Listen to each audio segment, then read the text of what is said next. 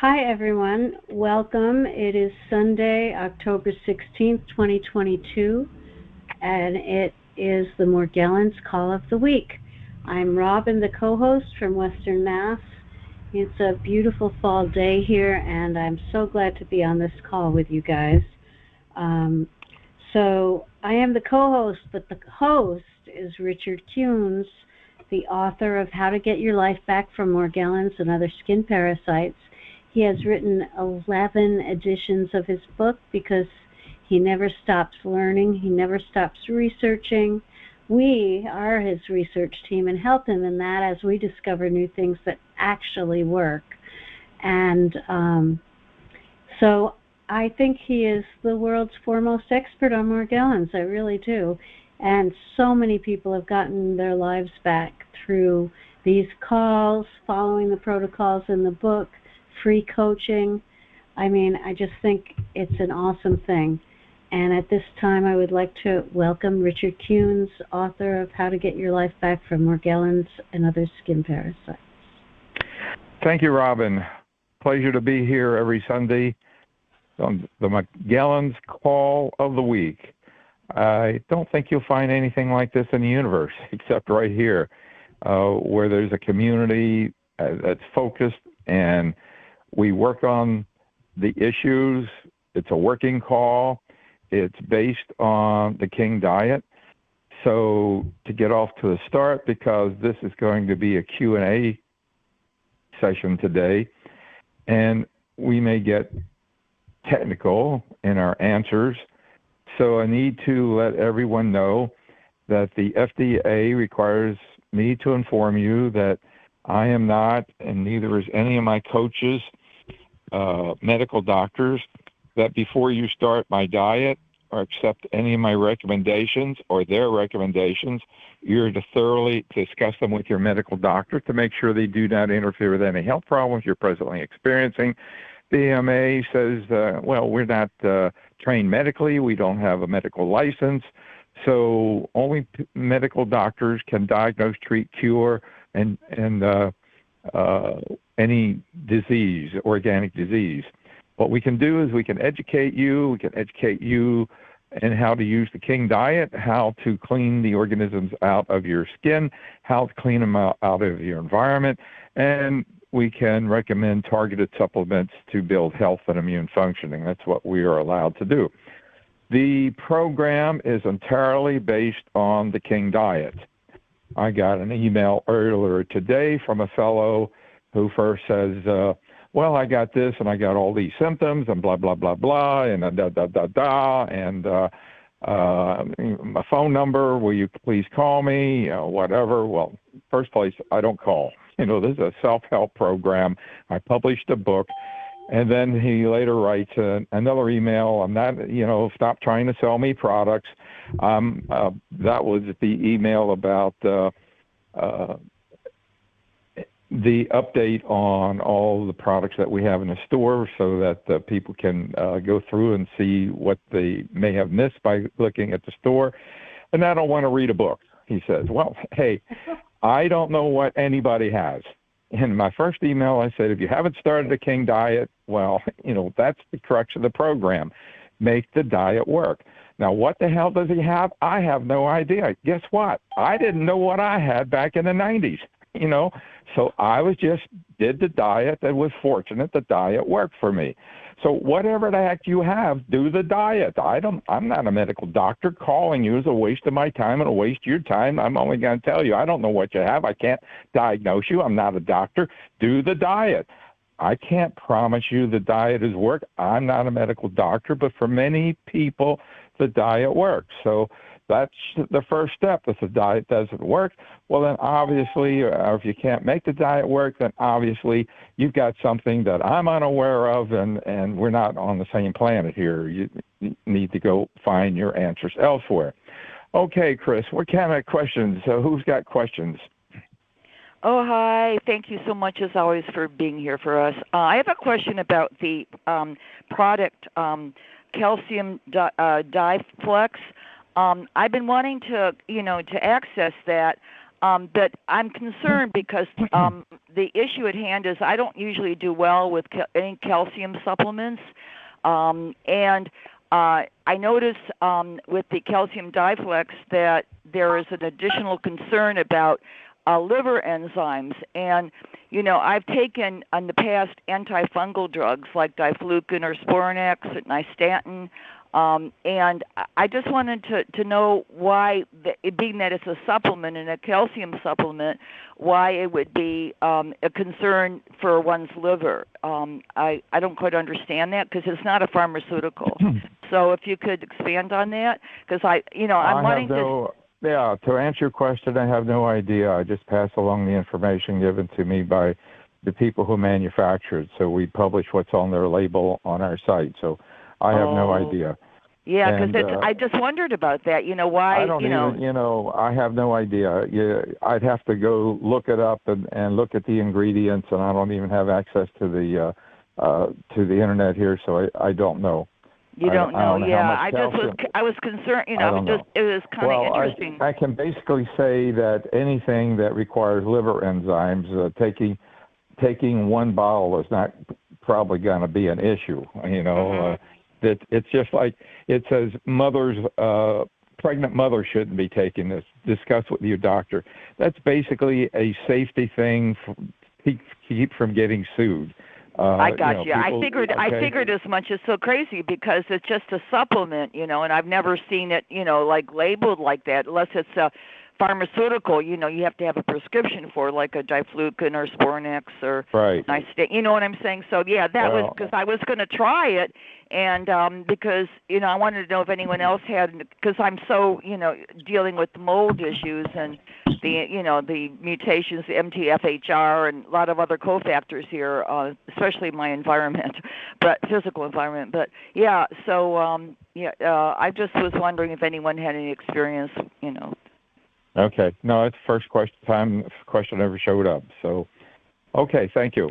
Thank you very much, as always. Appreciate it. Yes. Now, you said you're in a moldy environment. We had Nancy on from a couple of weeks ago, and she had suggested if you're living in a moldy environment, that the Fineron would be a good thing to be utilizing. Yeah, I take it. I love it. Something is a gift. I take one. I take one a day of the Fineron. Okay. I don't do well with the nitropyron. I'm going to try it again, and I haven't started. I have some of the Ivermectin here too that I haven't started yet. But anyway, thank you so much. I appreciate You're welcome. Very, very much. Okay, thank you. Keep coming back. Who's next, Chris? Nick. Hey, Nick. How you doing? How you doing, Rich? I got a light touch of infection again, but I'm okay. I mean, my spirits are still. I got the protocols and stuff like that, and I tell you what, I'm not going to drive myself crazy. I still feel pretty good, I mean, I feel good that the fact that I got you, and I got your book, and I got Robin, and if I need Chris, if I really need to call Robin or Chris, they're there. I mean, it's not the end of the world for me no more. I know what to do. It's a mere blip, and when I had to go back to stage 1, and it started going away right away as soon as I started stage 1 of the diet and bathing and sanitizing. I mean, that's just, Do you know what you might have done? Do you know what you might have done to? I don't know. I think when I was talking to you, when somebody had an infection in an office, I think that person might have been in the office, and I might have just had unluck. Oh, okay. You were at the doctor's office. Yes, absolutely. And I think but it's not like, I don't know. It's not like it was where it's biting and itching. It just feels like a jumping sensation, like once in a while. Not like where I got to run to the bathtub or anything like that, but once in a while, does it get me a little upset? I'm not going to lie to you. Yeah, but thank God. Yeah. This is a good point that you brought up, and I thought just came to mind. What you might do, and anybody who's gotten to the point where you're relatively free or basically free of the organisms, that before you go to doctor's office or before you go to, say, a salon or any place where there are other people, a public place where you're going to be sitting where other people have been seated before, maybe pick up the pheromones that we have, and apply that to your skin before you go. Also, the taking the herbal supplement that we have, the Parasite Stop herbal supplement, may be helpful too, but definitely the pheromones before you go to any public place where you're going to be seated, where other people, restaurants included. Even bad experiences are good experiences because we learn and we keep getting better at this. So thank you, Nick, because once you get rid of these organisms, it doesn't mean you're impervious to them and that you can never pick them up again or get reinfected. And there are many ways that you can get reinfected. You abuse the diet accidentally or intentionally and just think you're cured and eat all the peanut butter you want. Well, that's not going to last very long. You're going to be reinfected. You get in close proximity of someone else who is active, like in a doctor's office, for instance, sitting in a seat that someone sat before, or in a restaurant or a salon or barbershop, and bang, you can get reinfected. Or going into your attic and opening up some boxes from the days bygone when you were infected and they haven't been disinfected, or into your garage perhaps. So the good news is it's no big deal anymore. You know what to do. So thank you. So I've had a long debacle with this issue, and even had a mite identified as a Chilaciella mite once by an expert in Torrance, California. And he said if it was that, they would go away within a month, and nothing's ever gone away. Except one time I really helped the problem get better when I was using Revolution on 3 cats, and I thought it was, gone. And then I stopped using the Revolution. The problem came back, and I moved, and I didn't have any cats, but I still had the problem. So I'm still trying to figure out what's going on with this, but I did have a lot of luck taking doxycycline, except I only took it for about 2.5 weeks because it was pretty strong, and I was almost clear, I think, within a couple months after I took it, and then all of a sudden the problem started coming back again.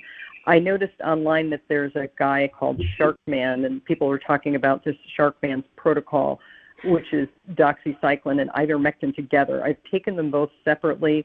Doxycycline helped better for me than the ivermectin did. I can't imagine taking them together because they're so strong.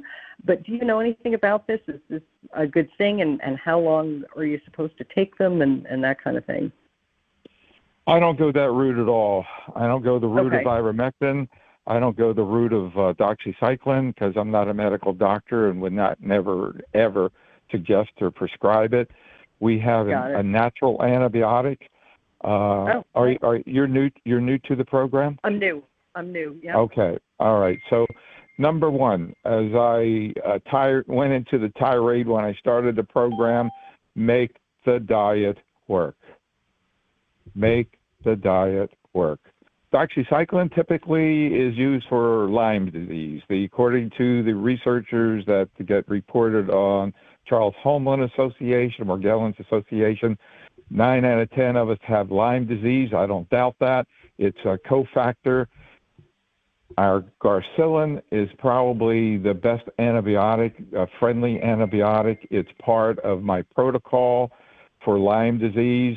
Now, again, I'm not here to treat, cure, or mitigate any disease. I'm here to help you build health and immune functioning. And when you use our Pack of Life supplement, which is a multiple vitamin specifically designed by a doctor in the UK for Lyme disease, along with either of our quality minerals. My preferred mineral is our ionic minerals, which dissolves in water in a sachet. You boost your glutathione with your Max 1. Now, the Max 1 is getting glutathione intracellularly where it gets rid of toxins. If you do lots of research on Lyme disease, you'll find that Lyme disease is like a pig in mud. They love toxicity. So when you get rid of that toxicity, they have no playground, okay? So, and then when you add the garcillin, we have a high-quality allicin capsule. It's not like the ones that you may find on Amazon that have like 300 micrograms. This is 300 milligrams. And this, if, again, I can't make any specific claims, but if you go to Wikipedia or any medical source about and look it up, allicin is a natural antibiotic, antiviral, anti-parasitic, antifungal. It's all wrapped in one. It's a derivative of garlic, so it is friendly to your body. It is not like antibiotics, where long-term antibiotics are going to destroy your gut biome, and you have to take diflucan and things like that to keep the yeast from overgrowth, and you're not in that category, okay? Mm-hmm. So we're building health and immune functioning, and when people do this, you may not need any further treatment, but if you do, you do. But most likely, once you get your health and immune functioning built, you may find that any medical treatment you need will be minimal, if any at all. So I say throw away the doxycycline unless you just got bit by a tick and you have the bullseye rash and the doctor says yes, then the doxycycline, 10 days and that's fine. But no. Okay, so number one, make the diet work. That is imperative. And just like the guy who wrote me, he doesn't want to read the book. Well, okay, we can't help him. So I've fasted for 30 days before during this problem, and it never did anything for me. I've never noticed a difference with diet, but I've healed myself from rheumatoid arthritis with diet. So I'm very in tune to how diet affects me. I've never noticed a difference, but I am open and willing to try your diet and see what happons. 30 days. You fasted for 30 days, no food? It was a liquid diet monitored by a fasting expert from Europe. All right. So what did that liquid diet contain? Broth, vegetable broth with no. Okay. No what kind of vegetables? You've got greens and beets and carrots. Well, there you go. You weren't on the diet. Okay. The carrots feed them. All right, you were not on the diet. All right. Okay. All right. Well, that's good. That makes me feel good. And then the other thing is, I was just curious if you had recommendations in the book, and I definitely want to buy it, about how to eliminate these problems from your lovable pets. Well, Robin's kind of an expert on that, but the bottom line is it is in the book. And Robin, do you want to give her a basic rundown now? Yeah, what kind of pets do you have? I have a cat. Okay, so yeah, it's in the book, and it's also on the blog, bestmorgellonscure.com. You can search the blog. I just wanted to say one thing about doxycycline. I had chronic Lyme, and I've had Lyme 4 times since then, and for me, with my compromised immune system, I needed to be on it for 2 months. Otherwise, it just made them more resistant, and that was what my Lyme doctor prescribed. So I wouldn't take it without a Lyme doctor. We don't know if she has Lyme disease. She's talking about this fellow who has this protocol for Morgellons, which is doxycycline and something else. Yeah. No. So okay. Anyway, I just wanted to throw that out there. I was just saying a Lyme literate doctor prescribed it to me for Lyme, and I would never take it for anything else, is what I was trying to say. Yeah. Okay, for cats, I have a number of things. First of all, you want to get Adam's Pyrethrin Flea Dip for dogs and cats. It's a little blue bottle with a red top. You can get it at Amazon or other online pet stores. You take 1 capful and you put it in 2 cups of warm water. You have 2 containers, one with the stuff in it and one with clean water, 2 washcloths. I would do this in my bathtub, and you hold the cat by the neck like a mother cat holds a kittens, and you take the washcloth and you wipe them down.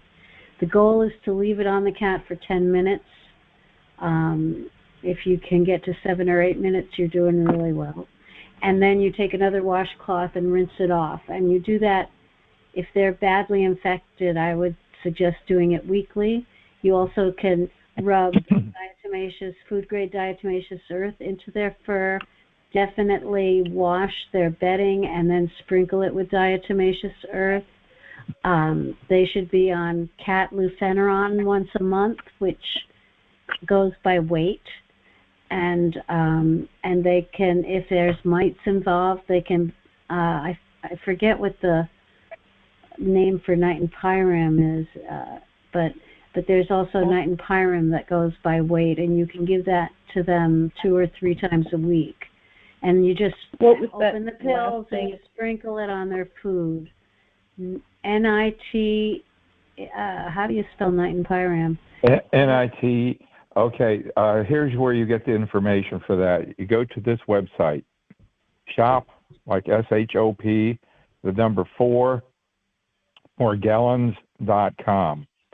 It's where all the medications are, lufeneron, Fenben, Ivermectin, Nitinpyram. Down to the bottom of the left of the page is a phone number. The lady's name is Nancy. You simply give her a call, and she'll give you the Nitinpyram for pets. Right, but they also have a separate website for pets called FleaSmart.com. Well, she works same. Yeah, that's why I said to call her, because she'll give you the FleaSmart formula. Right.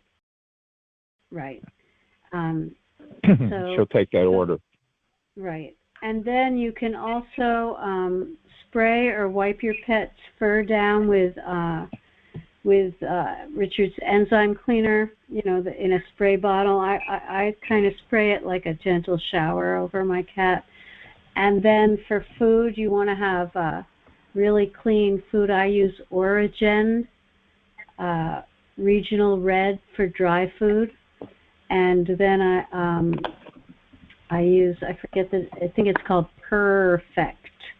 And I use the turkey, I think it is, pate. And that's what I feed my cat. And I don't let him go outside ever.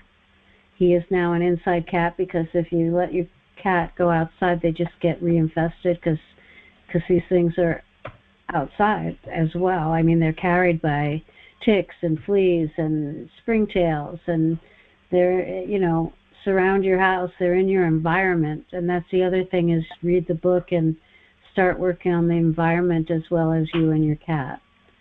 So I think I covered it. Yeah, thank you. Yeah. Great. Okay, keep coming back. Who's next? Hi, I have a couple of questions. When you were affected by bird mites and calumbula, did you ever find eggs or nits in your hair, or experience crawling sensation in your hair? Did you personally? Yeah, me, I don't have too much hair, but I had what I experienced was shiny, sphere-like things all over my arms and upper body, maybe even my legs too. I don't know, but I surmised they were the eggs of mites. I put them under a microscope, and they were perfectly spherical. So I surmised they were mite eggs. And crawly, yes, absolutely crawly, itchy, bitey, crawly, all of that. Yeah, she says, did you have scratch-like bites in different areas of the body?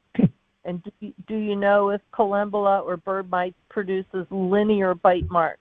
Thank you, Chanel. The linear bite mark, I think you'll find in the book a picture of it, but yes, it's definitely characteristic of a mite that carries, or calumbula that carries a mite. I've had my share of them, but it is definitely not associated with Morgellons, but definitely associated with springtails. Okay, the next one is from Laura. She says, so if you see blue fuzz with black light, this is normal dust lint particles. What about orange filaments on balls of fuzz? Well, orange filaments or anything that fluoresces is associated, as far as I know, a black light or fluorescent with Morgellons.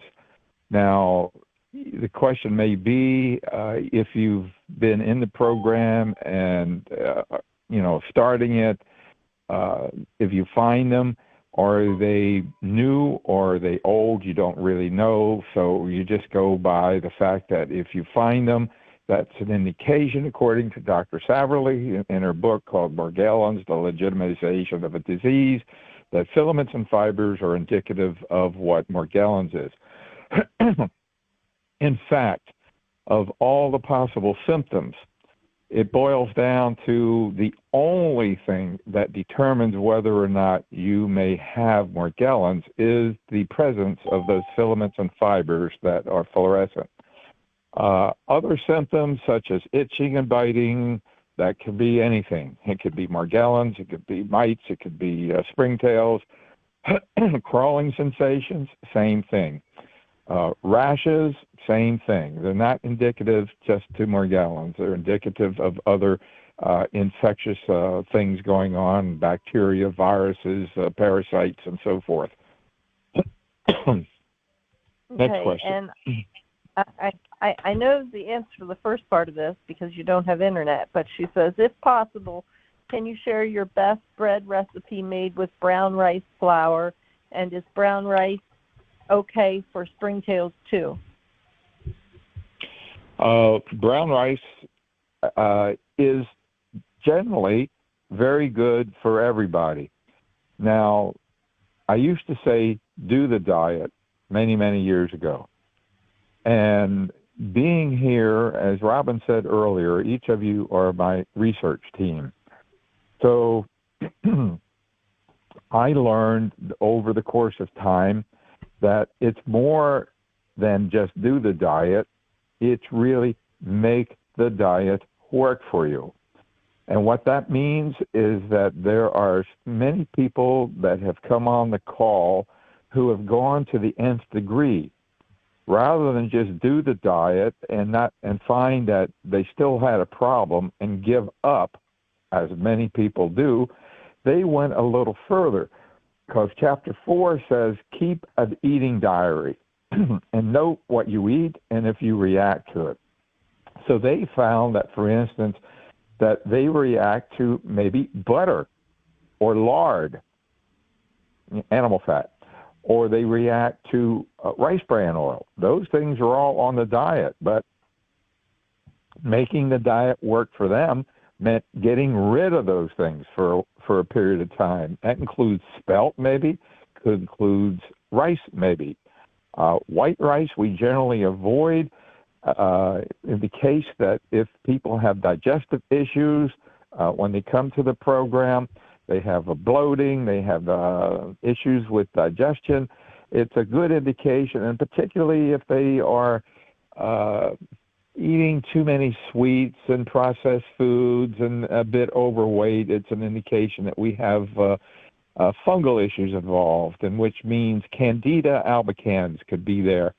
And so when we have that as a cofactor, then we definitely want to avoid most grains, definitely white rice, but maybe even to the degree that we want to avoid the millet, the barley, and not the barley. Barley is not on the diet, but the rye as well as the rice, and stay off all grains for a period of time, as well as anything that, any cheeses as well, or anything that can convert into, be fermented in the body.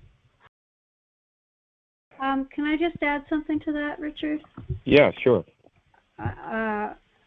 Rice flour has more sugar than spelt flour, and spelt flour, even though it has some gluten, metabolizes differently than whole wheat or wheat flour. So I was really excited about rice flour, and every time I made anything with it, I had severe reactions. But I do fine with spelt flour. And the other thing is that you don't have to share these recipes here. There are tons of recipes in your book, and you have a couple of bread recipes that are wonderful. And, be creative.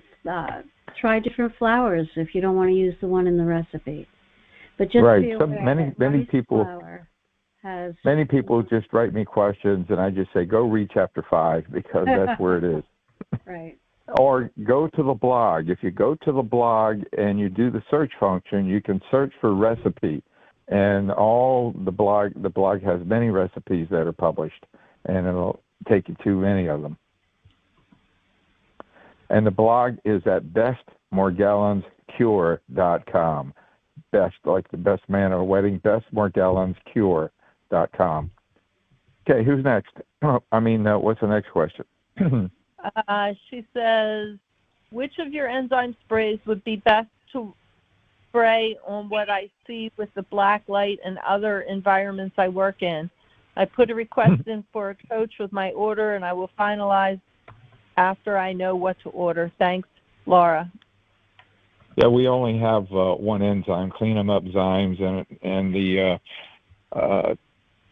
when you go to the Shopify page, our store page, it gives you the dilution ratios on what dilution to use for various applications, and it's super. It's super. It does not deal with mold or mildew or fungal, but deal with Morgellons, mites, and springtails and other organisms.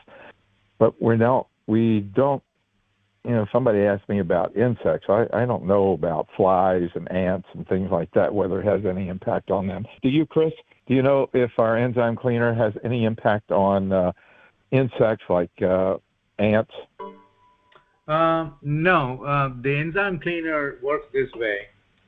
It actually attacks the body of the insect, which is called pheromone-driven insects, meaning these insects do not have eyes.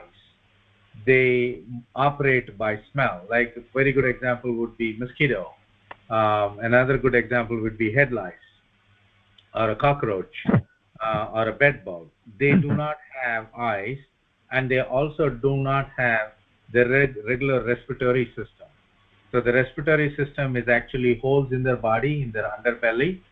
And when you introduce our enzymes trigger the insect's body to signal them that it is time to molt.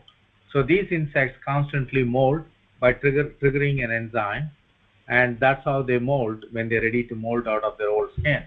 But when we introduce this enzyme, what it does is it signals the insect's body to say that the insect is ready to molt, and the insect molts, loses its own skin, and they actually freeze to death. So that's how this product technically works, and it does not attack the neurosystem of the insect. It does not disintegrate the insect. It just signals the insect to say that you're ready to molt, and the insects which is supposed to be inside the skin, they try to come out of their skin and freeze to death because they cannot keep up with the temperature. But it only works, like for example, it won't affect the honeybee. So the honeybee operates by eye. For example, fly. The honeybee or the fly operates by eye, so that does not will work with the enzymes. So the only insects or the bugs that will affect you for the enzymes is those operate by pheromone. Pheromone means they operate by smell. They know where you are by your smell. They know where the animals are by smell. It works for fleas. It works for sand fleas. It works for a number of other insects, which is technically, I would call them a parasitic insect, meaning we do not have, the science has yet to prove that mosquito is beneficial to us in any way or to the environment. We don't know. For bed bugs, there is no reason the bed bug should be alive because they don't contribute anything. It is just like a parasite which draws from the host but gives nothing in return. So that's how right. Our enzymes work. Thank you. That's very informative. I learned a lot there. So that's how it destroys springtails then. It makes them molt. Yes. Mm-hmm. Yes. Good. Okay, great.